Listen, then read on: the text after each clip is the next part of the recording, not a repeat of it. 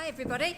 You might wonder why I'm here speaking to you at the Best Leaders Awards dinner. You may not be able to tell from the look of me, but my mum is from Tonga and I'm a Gutenberg. Yeah. And I have a huge affinity with the Pacific Island way of life from growing up with, and I told Beatrice, 384 first and second cousins. So the culture, that special love that comes from Pacific Island families, the fantastic food, have all been part of my life, all of my life. And also that pride before a fall thing that our parents instill in us. And just so that you know, I took my mother to the photography session for that interview that they did in Specifics magazine. And they took lots of photos and Mum was really enjoying being in the limelight, and then the photographer turned around to her after about half an hour and said, "You must be really proud of your daughter." And my mum said, "She's okay." So yeah, I guess that part too. Over the next few minutes or so, I'm going to try to distill down the key reasons, I guess, why I have become the only woman to have ever started and grown not only the first and second, but also the third largest company in any one industry, and certainly in the life insurance industry. Bravery is not something you hear much about in the corporate world today, and it's certainly not something you hear much about in association with women in the workplace.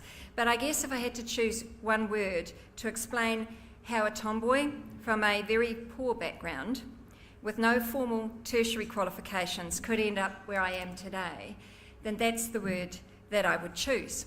So where does that bravery come from? Well, maybe it comes from being the only girl, smack in the middle of a family of 4 brothers and having to grow up a real tomboy. Maybe it comes from the competitiveness from playing many different sports at representative level, right throughout childhood and adulthood. Maybe it comes from never having been one of the popular kids at school and therefore not having to worry too much about what other people thought of me. Maybe it came from working every school holiday and weekend from the age of 13 to try to help out with stretched family finances. Maybe from my Christian beliefs. Probably from a combination of all of those things, but wherever it came from, I can tell you, I am very, very glad of it now.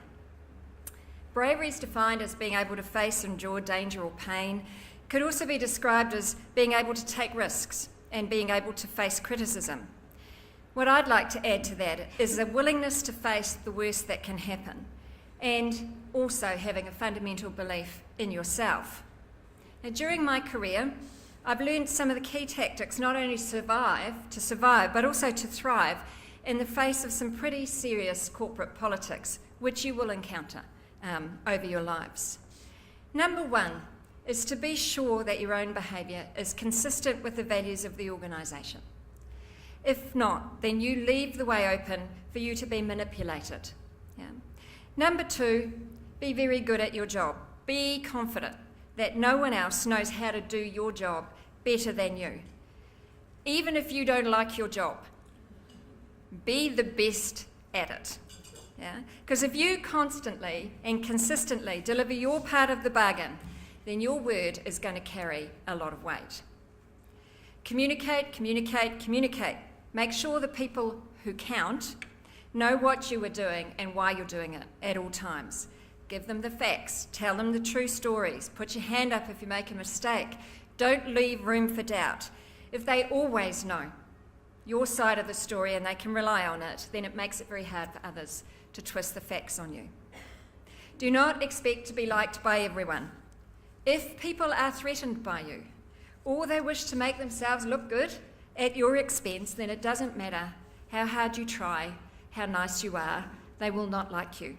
You don't need to be liked, but you do need to be trusted and respected by the people who count. Don't gossip and react to gossip and innuendo. You need to check the facts first. If you react to every little thing that you're told, and it's something that women do particularly badly, then it becomes very easy to manipulate you. In other words, don't allow yourself to be used as someone else's gun, where they line you up, let you fire the bullets, and you take the return fire on their behalf. And by and large, those tactics work for me. but there were still times when I was extremely hurt and humiliated by events that took place, and times when you feel very isolated. And that's where having a belief in yourself really comes into play. As long as you believe in yourself, you will survive. It's really easy to make what seem like small compromises as even an effort to fit in or to avoid being labelled the squeaky wheel. And you know, we all accept compromise is vital. It's just as vital in business as it is in life. But where you find yourself compromising values, then the small stuff counts.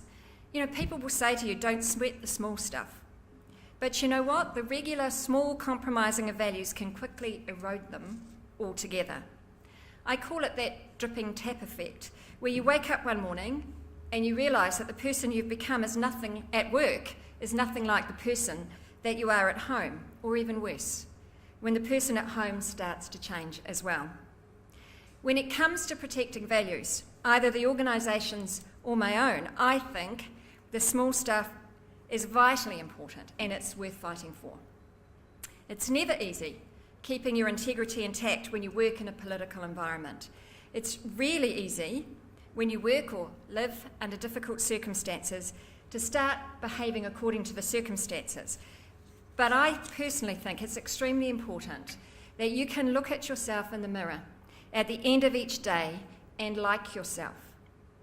That you know that you have treated people the way you know is right, and that you honour your own values in everything that you do. These are an awful lot of people out there who don't, and that must be incredibly hard to live with. And I suspect a large amount of this stuff the press likes to call workplace stress that we hear so much about today actually stems from that issue. Twice now in my career, I have walked away from a very large remuneration package, from many, many close friendships and very high industry profiles. Both times I had no job to go to, a large mortgage to service, so financially losing that large income was going to be difficult to cope with. But in my mind, it was the right thing to do so that I didn't have to compromise my values. So I did it. And I've had lots of people say to me since then that they couldn't have done what I did because they don't have the same choices as me. What? They don't have the same choice to risk financial destitution in return for not compromising their values? The reality is we all do have the choice to stick to our values, even if it means having to leave a job because your values don't match the organisation's, or walking away from a business opportunity because to take it would require us to behave in a way that we know in here is not right. As a number of you can attest to, the really nice thing about running your own business is you finally get to put into practice all those concepts and philosophies that you've so passionately believed in. You know, all those things that you say, if I was running this business, I would do it this way. Well, now you are. So now you can. Conversely, the scary part is you have to put your money and a number of other people's money, and in my case that's a very large number, and your reputation where your mouth is. Now, I'm not going to lie. It is extremely hard work building and growing successful companies. There will and will still be, I'm sure in the future, times when I would be lying in bed at night wondering how we were possibly going to overcome what seemed like an insurmountable obstacle, terrified that I had so many other people depending on me, their lives in my hands, and that I was about to let themselves and myself down. And at those times I would try to visualise myself sitting in a boardroom overlooking a beautiful view, reminiscing and laughing about that very situation that we were struggling with. What I found is that by visualising myself at a time in the future when we had gone past the problem and the crisis and it had been well and truly resolved, actually helped me relax and start to think creatively about the solution to the problem. And you know what? After 32 years, I can categorically say there always was one. Yeah. And the truth is, we have frequently laughed, and we now train our new staff as part of their induction about some of those obstacles that at the time we thought were insurmountable. The key to success for me remains that I need to love what I do. And it is quite funny, given the huge workload and stress involved in building startup businesses, that the one thing who people who knew me from my previous days always say when they meet me again is, "You look so relaxed." I guess the stress of having to march to someone else's drum is much greater for me than the stress of taking the risks of starting businesses like this one. The most joyous part of having created PartnersLife has been the ability to build the company on the simple basis that we will do the right thing by the customer at all times. Not just pay lip service to it in our marketing, but actually entwine our financial success with customer satisfaction. So we built all our systems, processes, documentation, our recruitment of people specifically targeted to people we believe will do the right thing first and foremost for the customer. And I can give you a small example of that. We have something built into our products called "If it's grey, we will pay."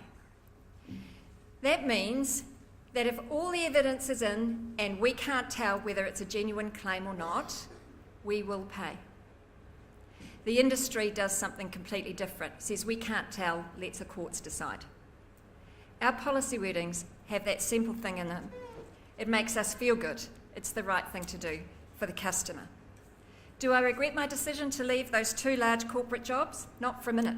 I'm happier, more relaxed, as I said, and as a consequence, every other part of my life is better too. Am I proud of what I've achieved? Not only in the previous 2 companies that I started, but with the baby that I'm building today? Absolutely. No matter what happens in the future, no one can ever take that away from me. Do I like the person I see in the mirror today? I can say that I do. Am I special for achieving what I have? Not special, just brave. I'd like to thank Beatrice and the Best Leadership Academy for giving me the opportunity to tell you a little piece of my story. As you can tell, I'm absolutely passionate about what I get to do every day. And what I wish for you all is that you have something to be equally passionate about. We all do have the choice to behave like the person we want to be. And the real question for all of us is, are we brave enough to make that choice? Thank you. Naomi, before we go, we have a special presentation for you. But I do want to ask one question. Thank you so much for your honesty and your bravery in telling us your journey along the way. I have one question. In terms of leaders, who's the one leader that you look up to, or who is a leader that really inspires you? Actually, there's a whole bunch of people that inspire me, some of them in leadership positions and others who are just naturally leaders, who are kind and caring and put other people first and have integrity. And there are examples of that everywhere you want to look. You just need to find them and follow them. It was lovely to see Dr. Joe with the passion on his face for music. I didn't think I would be passionate about insurance, but after listening to you, I think you might have a few people signing up with your company. But thank you very much for your wonderful speech, and on behalf of the Best Leadership Academy, thank you.